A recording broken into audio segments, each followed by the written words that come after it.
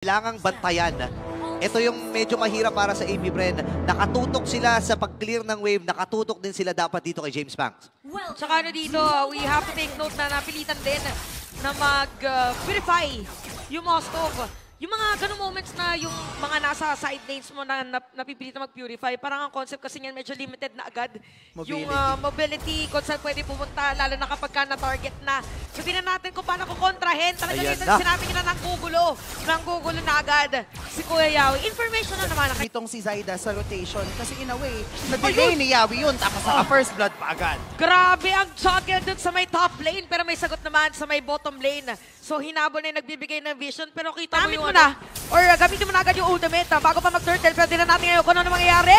Si Sana makakakuha din ng pag-home revitalize, tapos mag-force backside ng TNC. Kekedot, ang kanila sisipain, tapos lahat ng after the Guardian, inahabol kay Kekedot. That is gonna be a kill para dito sa TNC Pro Team. Antindi na humarap para sa kanila, pero may pinaplano ata si Kekedot na bibigyan nila dito. At mapapatumba ni Kosen. Okay. And pag-slow dun sa pagragasa ng TNC. Speaking of rumaragasa, nakikitang rumaragasa sa may top lane yung TNC. Sinipa na naman. Alam nila na si Dario pa. At itong itaas ang kanilang tina-target. Masag yung Torres sa itaas. Ngayon tumama yung pana. Tingnan natin kung makakatakas. Nakatakas pa rin. Sabay revitalize. Para dito sa TNC para makatakas si Nancy. Pamasok na dito. Meron pa magsipa. Para kay Yawi, AOG naman, para kay Lord JM.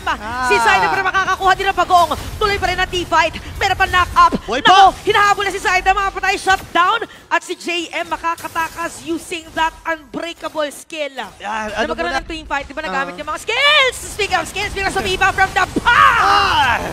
Napatay dito si Dera at makakasira pa ng story yung TNC. Ikatlo na doon ni Dera sa may bottom lane. Parang kukuhanin pa yung blessing ng Tori doon sa... Hawakan mo nga sa tenga. Dumudungaw pa sa bintana, itas ng aasar eh, no? Sige. Pero yan, sisira na Tori sa gitna. Grabe. Nabanggit natin, nung game number 1, yes, napigilan nila na mabigyan si James Banks, pero hindi nila napigilan mabigyan si Der. Grabe yung mga shoot! Kick it out! Yung akala mo safe ka na, pero hindi pa pala. Double kill para kay Kosen. And double ba? Hindi. Wala. Wala mga minions. Kinabahan. Mababa pa. Nasa gitna na ang Lord. Nagre-ready. Ayun na naman, TikTok para kakaibang play yung nakita natin doon. Unstoppable na.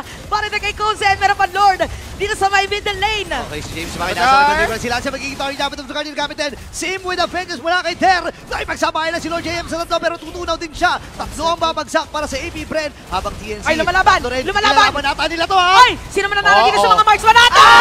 Kosen with a double kill! Making another one! A wipeout para sa kanila! At ito na yata yung inaantay na TNC. Masisigaw na nila this time around. Ang always rise, pero pipili na depensa. Hindi na makakadepensa. Always rise! TNC Pro Team!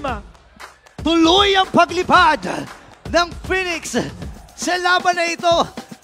Man, ladies and gentlemen, TNC Pro Team nagdidiwang ang Phoenix Army sa nakuhang panalo ng kanilang kupunan. Ang bilis ng ipinakita ng TNC Pro Team na ganun-ganun lang.